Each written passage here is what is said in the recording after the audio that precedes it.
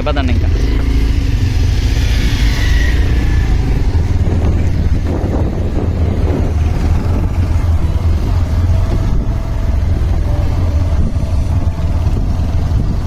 ఇప్పుడు మనం సహస్రలింగేశ్వర కోనకి వెళ్తున్నాము. దీన్ని 1000 నూతుల కోన అంటున్నారు, అలాగే 1000 లింగాల కోన అని కూడా అంటున్నారు. ముందలేమో ఒకటే వెళ్తుంది మా కార్లు, దాంట్లో ఇద్దరే ఉంటారు. మేమందరం తిరుపతిలో రెంటెడ్ బైకులు తీసుకున్నాం అనమాట. ఆల్రెడీ ఇక్కడ మన సురేందర్ రెడ్డి గారు నడుపుతున్నారు, వెనకాల ముందేమో మన ముంబై గారు ఉన్నారు వెనకాల. మనం పైకి వెళ్ళాలి, పైన కనిపిస్తుంది టెంపుల్. మనం కింద పార్క్ చేసి పైకి వెళ్ళాలి. ఇప్పుడు ఇక్కడ వరి పంట కూడా ఉంది, ఇక్కడ వరి కూడా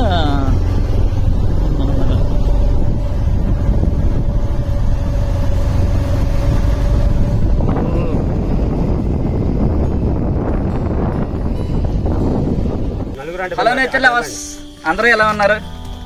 చాలా రోజులు తర్వాత మేము మళ్ళీ మా ట్రిప్ స్టార్ట్ చేసాం. యాక్చువల్గా మేము ఏంటంటే సమ్మర్లో నార్త్ సైడ్ ప్లాన్ చేసాం కాబట్టి, కానీ అది కుదరలేదు. ఎందుకంటే ఇప్పుడు ఈ మంత్ జూలైలో మేము అటు వెళ్తున్నాము, మళ్ళీ ఒక 30 days వెళ్తాం కాబట్టి దాన్ని స్కిప్ చేసి వచ్చాము. ఈ మధ్యలో చిత్తూరు జిల్లాలో కొన్ని అద్భుతమైన కోణాలు ఉన్నాయి, ఆ కోణాలు చూద్దామని 2 years నుంచి ప్లాన్ చేస్తున్నాం. ఫైనల్గా ఇప్పుడు కుదిరిందనమాట. చూడు, నాతో పాటు మన టీం అందరూ వచ్చారు. అటు చారి మేడం గారు, కార్తిక్, లోకేష్ గారు, ఇంకా నాగరాజు గారు, సురేందర్ రెడ్డి గారు, ముంబై గారు, వీళ్ళందరూ వచ్చారు. ఇక్కడ అద్భుతమైన చాలా నేచర్ కనిపిస్తుంది. ఏంటంటే ఒక పక్కనేమో వరి పొలాలు ఉన్నాయి, ఒక పక్కనేమో పండ్ల తోటలు, మామిడి సీజన్, అందుట్లో ఫుల్ మామిడికాయలు, చాలా జామకాయలు, ఇలా బోల్డెన్ రకాల పండ్ల తోటలు ఉన్నాయి. చాలా బాగుంది నేచర్. అయితే ఇప్పుడు మనం యాక్చువల్గా 4 days జర్నీ ఉంటుంది అనమాట. 4 days ఈ చిత్తూరు, పుత్తూరు పరిసర ప్రాంతాల్లోనే మనం తిరుగుతాం. ఇక్కడున్న కోణాలని కొన్ని వీలైనంత వరకు 4 రోజుల్లో కవర్ చేద్దాం అనుకుంటున్నాం. ఫస్ట్ మనం వెళ్ళబోయేది సహస్రలింగేశ్వర కోన అంటున్నారు. దీన్ని 1000 నూతుల కోన అంటారు, అలాగే 1000 లింగాల కోన అని కూడా అంటారు. ఇప్పుడు మనం కొండపైన ఉంటుంది టెంపుల్. ఇప్పుడు మనం మెల్లింగ్ వెళ్ళి కొండపైన ఆ టెంపుల్ చూద్దాము. ఆన్ ద వేలో నేను ఈ టెంపుల్కి సంబంధించిన హిస్టరీ మొత్తం చెప్తా ఉంటాను.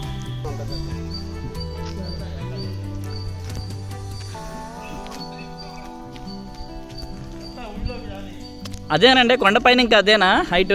తక్కువ హైట్ ఏనేమో. ఈ గుడి ఏంటండి? మార్కండేయ స్వామి గుడి. పూజ మార్నింగ్ చేస్తారు ఇక్కడ.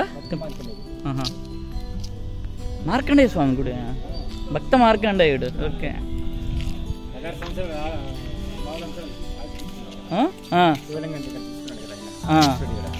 ఓకే.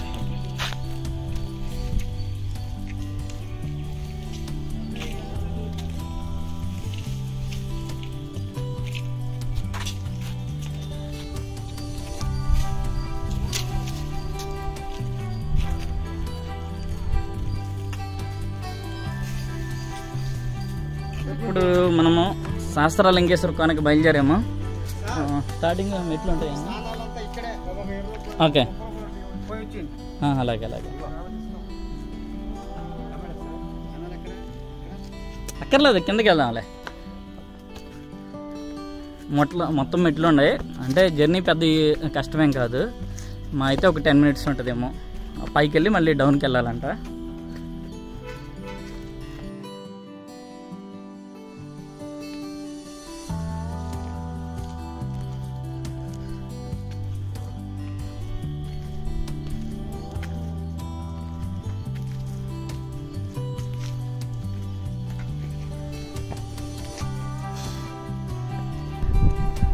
ఇప్పుడు మనకి గోపురం కనిపిస్తుంది. ఇది సహస్రలింగేశ్వర కోనకి మెయిన్ గోపురం ఇది. ఆల్రెడీ మనం పైకి ఎక్కేసాం, ఇంకా ఆల్మోస్ట్ ఇక్కడ నుంచి డౌన్కి వెళ్ళాలంటున్నారు.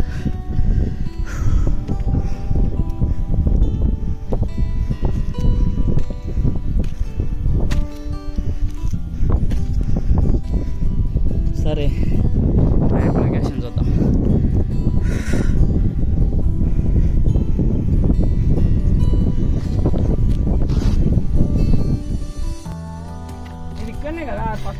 ఇక్కడ హైట్గా ఉంటుంది కాబట్టి ఇక్కడ కార్తీక దీపం పెడతారా?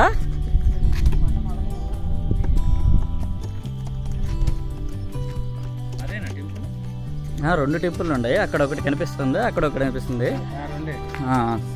చూసారా, ఇది మొత్తం డౌన్లో ఉంటుంది కాబట్టి మనకి ఇక్కడ బ్యాంబూ చెట్లు అవన్నీ పచ్చగా ఉంది. ఏంటంటే వాటర్ ఫెసిలిటీ బాగా ఉంటుంది ఏమో ఈ సైడ్.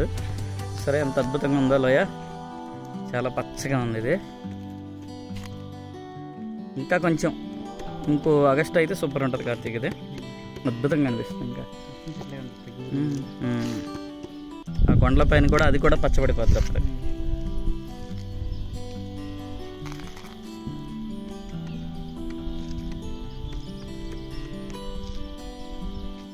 కార్ దగ్గర నుంచి పైకి వచ్చాము.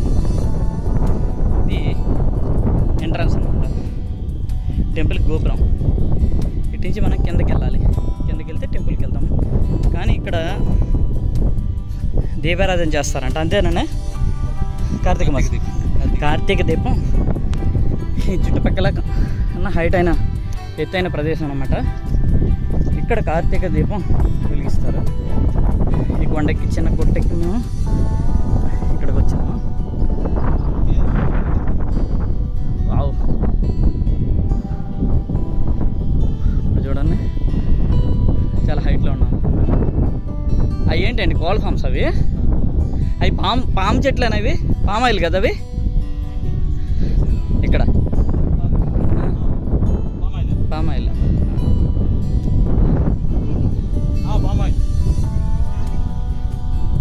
చెబితే ఎంటర్లే. ఇదిగోండి టెంపుల్ వెనక సైడ్ ఉంది టెంపుల్ ఒకసారి ఇంకా మనం అక్కడికి వెళ్తే కనిపిస్తుందా? ఆ ప్లేస్కి వెళ్ళి బ్యాక్ సైడ్ ఉన్న టెంపుల్ నేచర్ని చూద్దాం. సరే, ఇది గుడి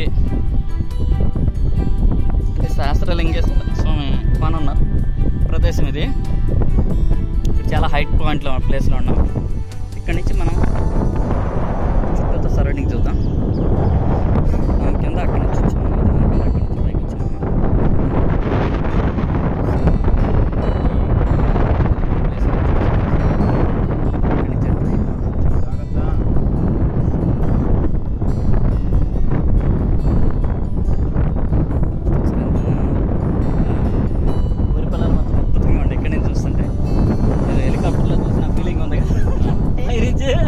అంటే అలాగే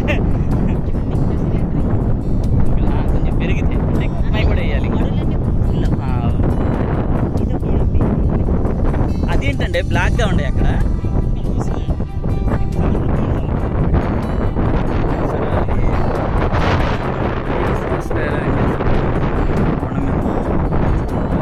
ఇక్కడ ఒక డ్యామ్ చూసారా మనం. ఇప్పుడు ఇక్కడికి వచ్చాము. ఇక్కడే గిరి ప్రదక్షిణ చేస్తారా ఊరేగింపు తిరుగుతారా? ఓకే, ఉత్సవాలు జరిగేటప్పుడు. ఇది అఖండ దీపం వెలిగించే ప్రదేశం. అంటే ఇది కార్తీక మాసంలో దీపం వెలిగిస్తారు. ఇది ఏంటంటే ఇక్కడ వెలిగిస్తే ఈ చుట్టుపక్కల విలేజెస్ మొత్తం అక్కడ ఆ పైన వాళ్ళకి కూడా కనిపిస్తుంది ఇక్కడ వెలిగిస్తే. అంటే హైట్లో ఉన్న ఏరియా ఇది కాబట్టి కింద ఉన్న వాళ్ళు అంత లాంగ్ వాళ్ళు కూడా దేవుడిని దర్శించుకుంటారు నైట్ టైం.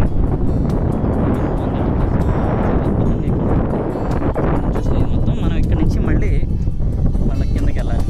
సరే, ఇక్కడ నుంచి కిందకి దిగి మళ్ళీ మెట్లెక్కి కోనలోకి ఎంటర్ అవుతాం. అలాగే నిత్యం ఈ గుళ్ళు గోపురాలు మనం ఆ పైనుంచి వచ్చాం కదా. ఇప్పుడు మనం కిందకి దిగుతున్నాం అన్నమాట పైనుంచి. ఈ పాటికి వెళ్ళాల్సిన వాళ్ళం, కాకపోతే అక్కడ అఖండ దీపాన్ని చూద్దామని అటు వెళ్ళాము. ఏదైనా తిరిగితే వచ్చే స్మెల్ వేరు, ఆవులమ్మ తిరిగితే ఆయుష్ పెరుగుతుంది. వాటి ద్వారా వచ్చే స్మెల్ వేరు. అది సైన్స్. ఇది వాగండి, వాగు, అందుకనే చెట్లు పచ్చగా ఉన్నాయి ఇక్కడ. దైవ స్మరణతో ఉన్నవాడు కానీ ఇల్లు తిరిగిన వాళ్ళు ఎనర్జీ ఉంటుంది, ఎనర్జీ పవర్ ఉంటుంది. అది ఆటోమేటిక్ వాటితో సంబంధం లేదు. అయితే నువ్వు అన్నా మరి తిరుపతి పోయి యాక్సిడెంట్ చచ్చిపోతున్నావు కదా, తిరుపతి పోయినంత మాత్రం పుణ్యాత్మనే కాదు.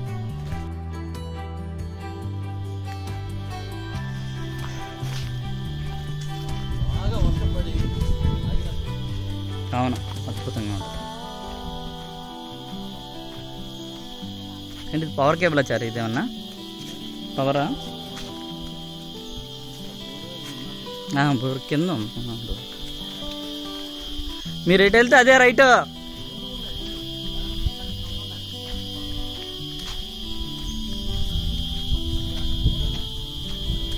ఇది పైన ఉంది కొంచెం టెంపుల్. ఇక్కడ వై జంక్షన్ ఉంది. వై జంక్షన్లో ఇటు ఒక టెంపుల్ ఉంది, ఇటు ఒక టెంపుల్ ఉంది. మనం ప్రస్తుతానికి ఇటు వెళ్ళి చూద్దాము. అంటే లెఫ్ట్ సైడ్కి వెళ్తున్నాం మనం, మెయిన్ వే నుంచి లెఫ్ట్ సైడ్కి వెళ్తున్నాము. వావ్, వర్షాకాలం అద్భుతం ఇది. ఈ మొత్తం వాటర్తో నిండిపోతుంటుంది.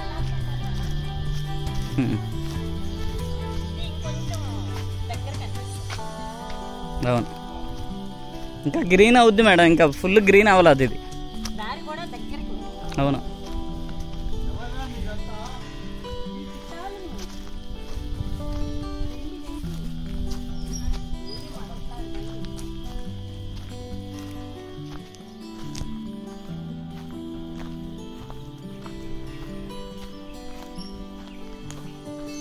ఓహో మొత్తానికి ఫారెస్ట్లో నడక స్టార్ట్ అయింది.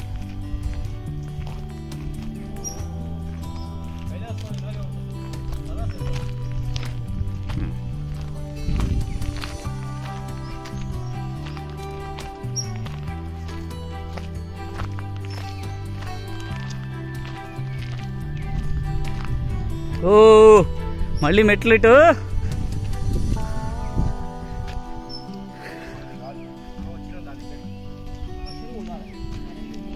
మళ్ళీ మెట్లు. అది డౌన్ ఆ టెంపుల్.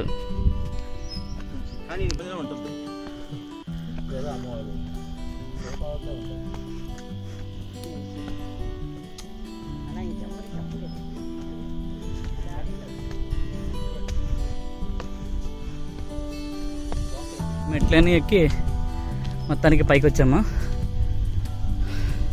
టెంపుల్ దగ్గర.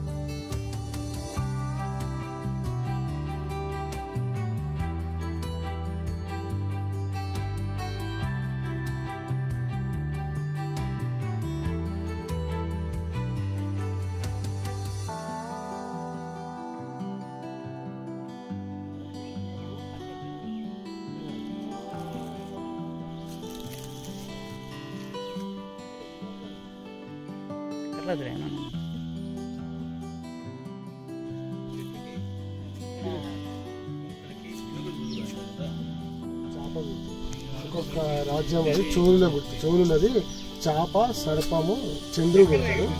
ఇక్కడ చాప ఉంది, అడిగారు అన్నమాట. ఇది చోళులు కట్టింది అంటే దాని అర్థం ఏంటంటే కనీసము ఒక 2000 సంవత్సరాలు ఉండాలి. చోళుడు అంటే కూడా 200 సంవత్సరాల పురాతనమైన గుడి ఉండాలి. చోళులు కట్టిన ప్రతి ఒక్కటి గుర్తుంటుంది కాబట్టి ఈ టెంపుల్ మొత్తం ఈ చేపలు సేమ్ పక్కన కూడా ఉంది. కారణం ఏంటంటే ఇక్కడ చేపలు ఉంటాయి అనేది కూడా అట్లా కాదు, ఆడ రాజు గుర్తుంటాయి. ఏ రాజ్యం వాళ్ళు కట్టినది. ఓకే ఓకే ఇది హంపిలా బాగా కనిపిస్తాయి. ఓకే ఓకే ఓకే లోపల ఉంటే మీకు చంద్రుడు కనిపిస్తుంది లోపల. ఓకే మెయిన్ టెంపుల్ ఇదే. ఇదే అయితే అసలు మార్గం నడక మార్గం ఇది. ఇది అడవిలో నుంచి అడ్డంగా ఉన్నట్టుంది కదా. ఇంకో ఇది ఓకే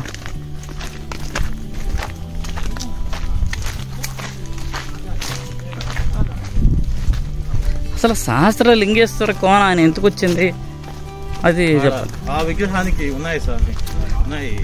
దానికి ఉండే ఆ శివలింగం ఇంకొండే, మళ్ళీ ఉపలింగాలు ఉన్నాయి చిన్న చిన్న చెక్కారు కాదు అదే టెంపుల్ టెంపుల్.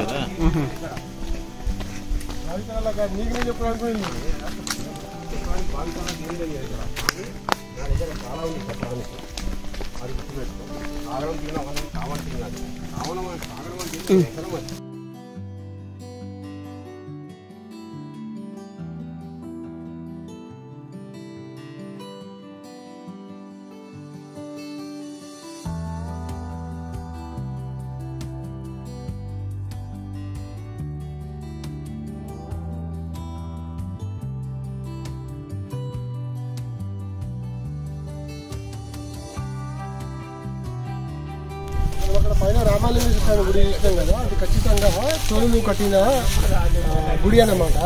ఎందుకంటే అక్కడ దానిపైన చూసిన మనం శిల్పాలు, గుర్తులు, చోళుల శిల్పాలు, చాపలు కానీ, సర్పం కానీ, చంద్రుడు కానీ, దాన్ని బట్టి చోళులు కట్టినది అని తెలిసింది.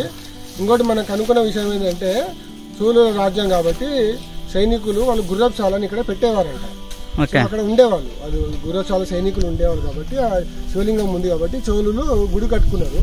అయితే ఇది కట్ట చూస్తే మనము పెద్ద ఇంత పెద్ద కట్ట ఉంది కదా, నీళ్ళ ఊట బావి చెరువు కట్టలాగా ఇది మనకు అనిపిస్తుంది. ఇదంతా చెరువు ఉండొచ్చు, ఎందుకంటే అక్కడ అంతా గ్రీనరీ కూడా అందుకోసమే ఉంది. ఇది రాను తెగిపోయింది, ఇక్కడ ముందట తెగిపోయింది. ఇది చిన్న మన చెరువు కట్టలాగా ఉండేది. ముందు ఇది ట్యాంకీ, చాలా ఉండేది, మనుషులు ఉండేవాళ్ళు కదా. మనం కోన అంటే వాటర్ ఉండాలి కదా, ఒక నీళ్ళదే ఉండి. ఇది ఇంకా అది మనం అక్కడ ఇందక్కడ విగ్రహాల ముందు చూడలేదు, అది స్ట్రీమ్, అదే కోన. అది వచ్చి స్టోరీ చేసుకొని చెరువు లాగా. వర్షాకాలం అయితే నిండిగానే తయారవుతుంది, నిండిపోవచ్చు, చిత్తడి ఉంటుంది. అప్పుడు ఏంటంటే అటు నుంచే వెళ్ళి కింద కశ్యప మహర్షి చూసుకొని మళ్ళీ తిరిగి చెరువు కట్ట.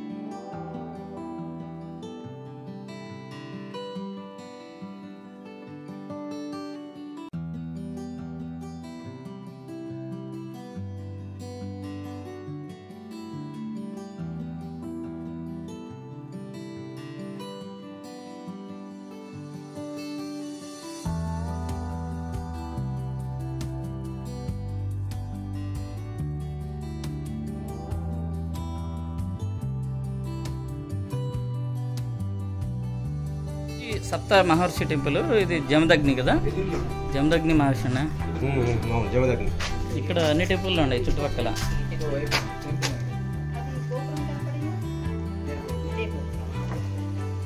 ఇది పురాతనమైన టెంపులే, రాళ్ళు చూసారు అవన్నీ పురాతనమయ్యే, హిస్టారికల్ ప్లేసే కానీ మళ్ళీ రీకన్స్ట్రక్షన్ చేశారు దీన్ని. ఈ టెంపుల్ చూడరా చెన్నయ్య, మీరు అటు వెళ్ళిపోయారు.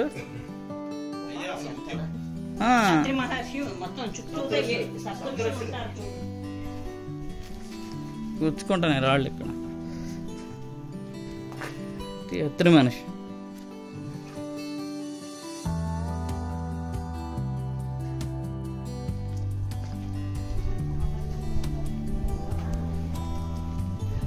చాలా ఇరుగ్గా ఉంది టెంపుల్.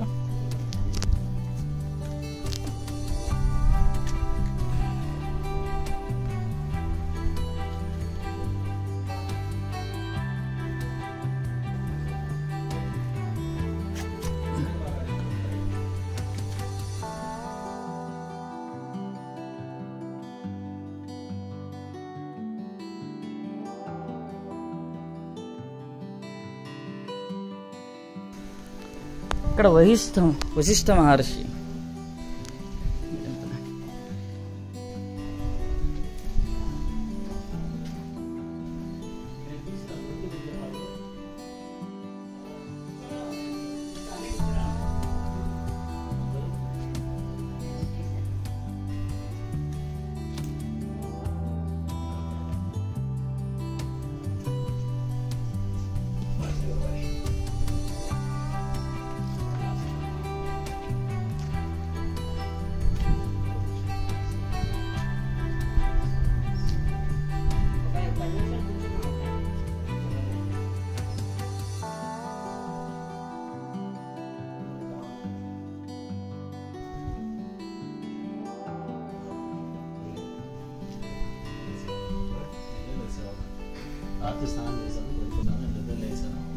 ఇక్కడ ఏ మహర్షి? ఇక్కడ కేసా అదేంటి కశ్యప మహర్షి ఇక్కడ రాసి ఉంది. సప్త ఋషులు చుట్టూతా ఉన్నారు. మెయిన్ కశ్యప మహర్షి. అది తీసుకో.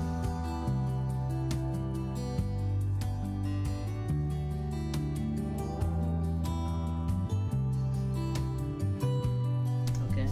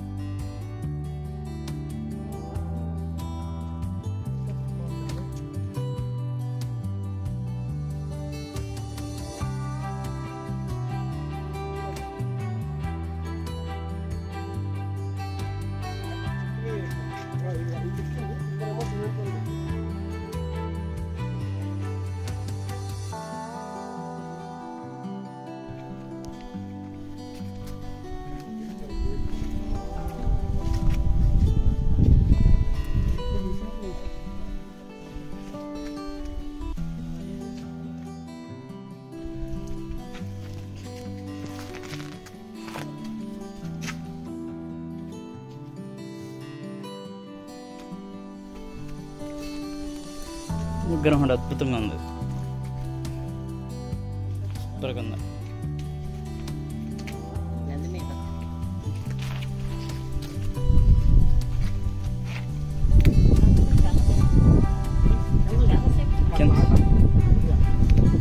కింద ఉండదు చాలా.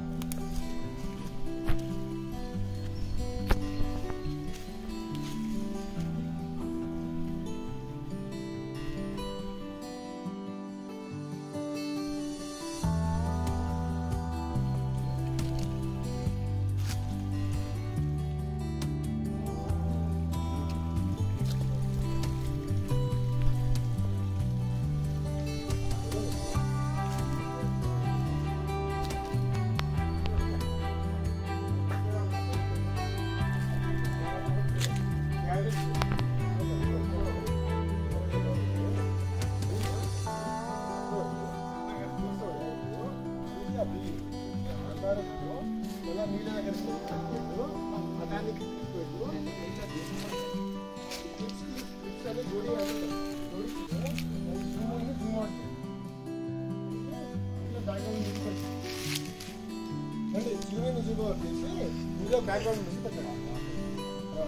అది కూడా తీసుకో, జూమ్ ఇన్ జూమ్ అవుట్ చేసి క్లిప్స్ అది అన్ని యాడ్ చేసి పెడితే ఉంటుంది.